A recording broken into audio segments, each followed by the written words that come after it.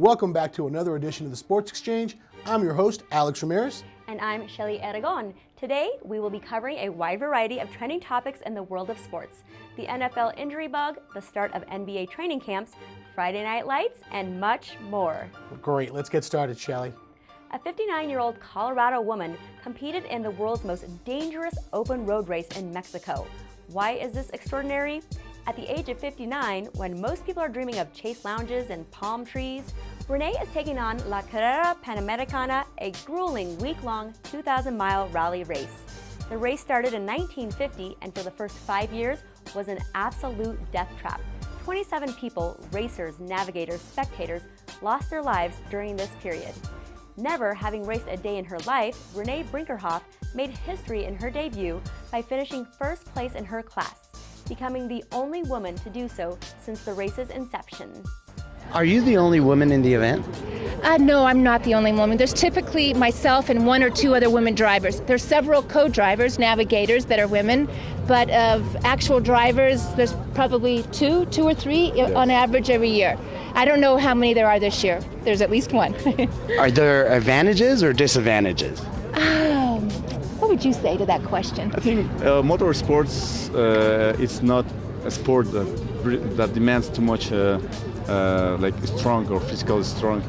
There's no big difference between a man or women driving. I think she's doing very well. I think it's a bad thing because men they don't like to be beaten by a woman. That's for sure. It doesn't matter if it's Mexican or European or American. They don't like to be beaten by a woman, and I think it's a good thing for Renee because she likes to win every day, so it's very good.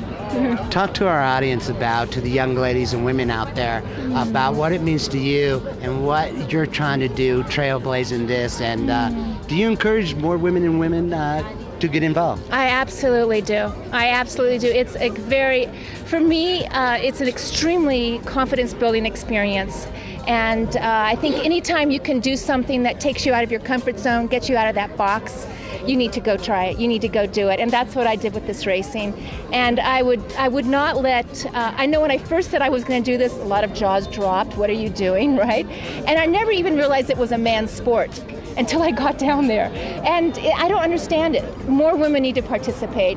I even think we have an advantage because we don't have this whole thing of revenge. Yeah, or just like machismo thing going. So we can be more logical about it and methodical about it. And I think there's actually a great opportunity for women in driving. Well, it was a pleasure meeting you. Good luck to you in your race. Roberto, it was a pleasure. Be safe. Thank you. Thank you very much for your time. Thank you so much. That's quite the achievement for Renee Brinkerhoff. Congratulations and kudos to her. Ben Roethlisberger is the latest NFL big-name quarterback to suffer an injury, but the Pittsburgh Steelers avoided a worst-case scenario on Roethlisberger's left knee on Sunday night. On Monday, Steelers coach Mike Tomlin said the quarterback will be out a number of weeks.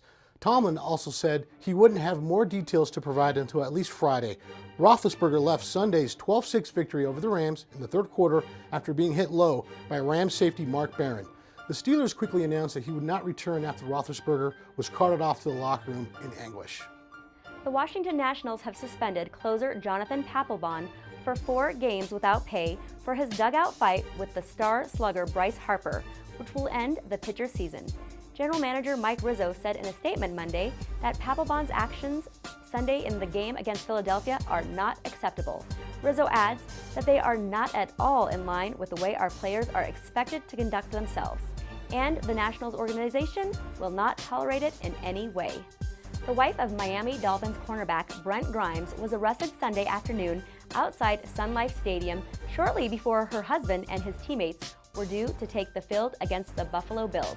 Grimes was handcuffed and, once on her feet, headbutted an officer, according to a police report. She was then forced to sit on a police golf cart and continued to be combative until the cart reached a police station. Once there, she was treated for her injuries. The arrest was captured on video, which showed Grimes handcuffed and face down while wearing her husband's jersey. What a PR nightmare for Grimes. He's an all-pro cornerback with the Dolphins. It just doesn't look good. This week's Pac-12 Game of the Week featured the Colorado Buffaloes taking on Nicholls State in Boulder, Colorado. The Buffs had no problem taking care of the Colonials, 48-0. HBTV Sports was there this week to catch the game. Let's take a look.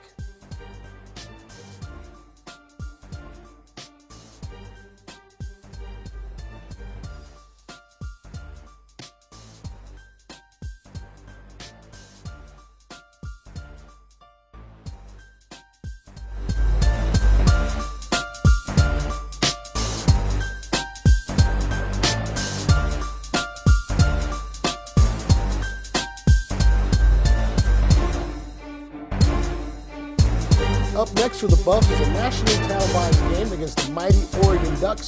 Kickoff is set for 8 p.m. on ESPN. Should be an exciting game in Boulder, Colorado. Absolutely. A woman gave birth to a baby boy at Petco Park in San Diego during the third inning of Thursday night's Major League Baseball game between the San Diego Padres and San Francisco Giants. It was the first birth to take place at the stadium in its 11-year history. Mother and baby were taken by ambulance from the park to Kaiser Permanente San Diego Medical Center.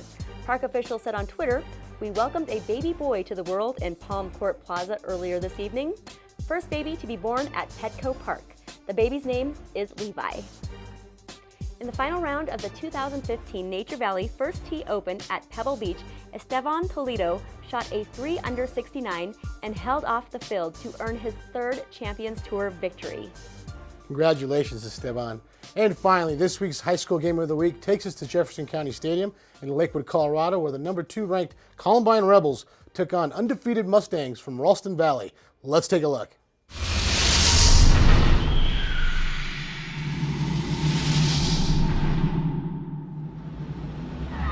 Welcome back to this week's high school game of the week on HBTV Sports. Tonight we travel to Jefferson County Stadium in Lakewood, Colorado, where the number 2 Columbine Rebels face off against number 3 Ralston Valley Mustangs. Both teams are undefeated. Should be a fantastic game. Let's take a look.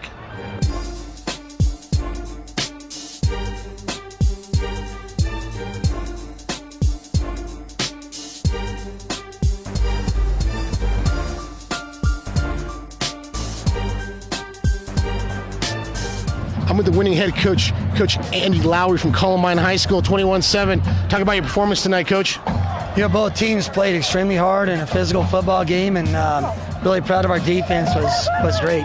That's a really good football team that executes really well, and great coaching staff that makes great adjustments. So I'm really proud of our kids for playing that hard, and defensively for stepping up and playing disciplined football. So. Now, Coach, you guys were the number 2 team in the state, and Ralston Valley was number 3. Next week, you got a big, tough challenge with Mullen. I know you want to let this one settle in a little bit, but any thoughts on next week already?